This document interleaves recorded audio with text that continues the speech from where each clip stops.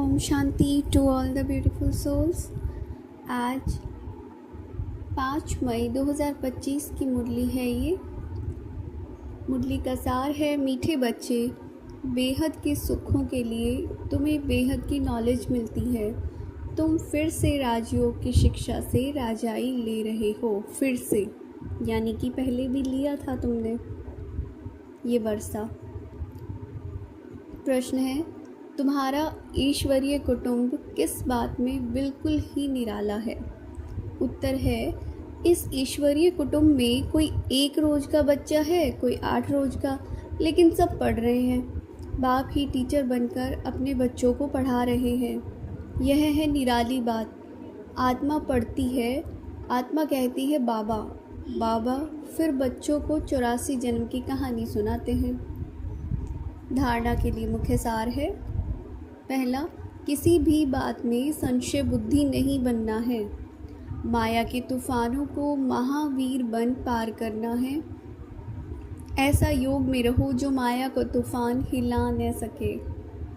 दूसरा है, अक्लमंद बन अपनी जीवन ईश्वरीय सेवा में लगानी है। सच्चा रूहानी सोशल वर्कर बनना है। रूहानी पढ़ाई पढ़नी और पढ़ानी है। वरदान है, अभी सब अपनी आत्मिक स्थिति में स्थित होकर ये महसूस करेंगे, हजारों भुजाओं के साथ सर्वशक्तिमान शिव बाप हमको वरदान दे रहे हैं। अहम और वहम को समाप्त कर रहम दिल बनने वाले विश्व कल्याणकारी भव।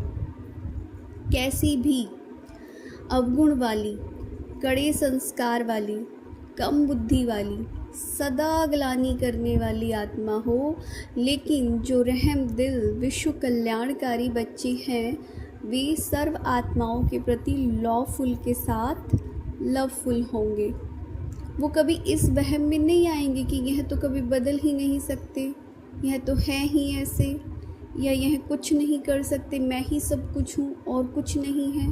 माना अहम भी और वहम भी दोनों एक तरीके से हमको क्या कहते हैं, वो मतलब ऐसे रास्ते पर लेकर जाते हैं जहाँ कोई सॉल्यूशन नहीं है। अहम में अहंकार होगा कि मैं ही हूँ जो कुछ हूँ, वहम में हमेशा यही वहम रहेगा, इनका तो कुछ हो नहीं सकता। तो दोनों ही चीज़ें, दोनों ही रास्ते हमें कहीं नहीं लेके जाते हैं। तो बाबा बोलते हैं, इस प्रकार का अहम और वहम छोड़ कमज़ोरियों व बुराइयों को जानते हुए भी क्षमा करने वाले रहम दिल बच्चे ही विश्व कल्याण की सेवा में सफल होते हैं। क्योंकि विश्व कल्याण कौन कर सकता है? जिसका दिल रहम से भरा हुआ है। अगर रहम दिल हो ही नहीं तो वो विश्व के कल्याण की भावना भी उत्पन्न नहीं होगी, और ऐसा हो ही नहीं सकता कि हम संबंध संपर्क में आए और किसी से कुछ गलतियां ना हो या कुछ चीज़ें ऐसी ना हो जो कि हमारे विपरीत हैं। ऐसा पॉसिबल ही नहीं है। और किसी को माफ़ करके ही आगे बढ़ा जा सकता है, और माफ़ हम तभी कर सकते हैं जब हमारे अंदर उस रहम की भावना के लिए एक जगह होगी। स्लोगन है, जहाँ ब्राह्मणों के तन मन धन का सहयोग है, वहाँ सफलता साथ है। कहने का मतलब ये है, जहाँ तुम ब्राह्मणों का कोई भी कणा दाना लगा है किसी भी रूप में, तो तुम्हारी सफलता निश्चित है। इस बात के ऊपर पूरा फेथ रखना है। अव्यक्त इशारे हैं, आत्मिक स्थिति में रहने का अभ्यास करो, अंतर्मुखी बनो।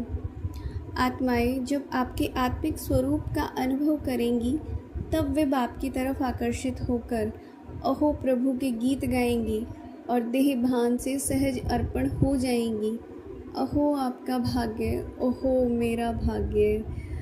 मतलब वो तुम्हारे भाग्य को देख के हर्षित होंगे कि कितना खूबसूरत भाग्य है तुम्हारा, और अपने भाग्य के लिए उनको लगेगा काश उनको भी ये चीज़ पता होती। इस भाग्य की अनुभूति के कारण देह और देह के संबंध की स्मृति का त्याग कर देंगे। अच्छा, ओम शांति।